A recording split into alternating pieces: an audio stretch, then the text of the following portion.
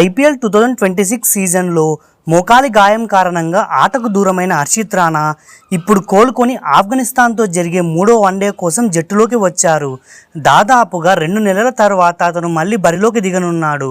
భారత్ ఇప్పటికే ఈ వన్డే సిరీస్ను 2-0 తేడాతో గెలుచుకుంది. అయితే దీని తర్వాత జరగబోయే ఐర్లాండ్ మరియు ఇంగ్లాండ్ టీ20 సిరీస్లకు కూడా రాణా ఎంపికయ్యాడు. కాబట్టి ఆ పర్యటనలకు ముందు అతడికి తగినంత ప్రాక్టీస్ లభించాలనే ఉద్దేశంతో మేనేజ్మెంట్ ఈ నిర్ణయం తీసుకుంది. ప్రస్తుతం భారత జట్టులో హార్దిక్ పాండ్యా అన్ని ఫార్మేట్లు ఆడడం లేదు మరియు నితీష్ కుమార్ రెడ్డి ఇప్పుడిప్పుడే ఎదుగుతున్నాడు.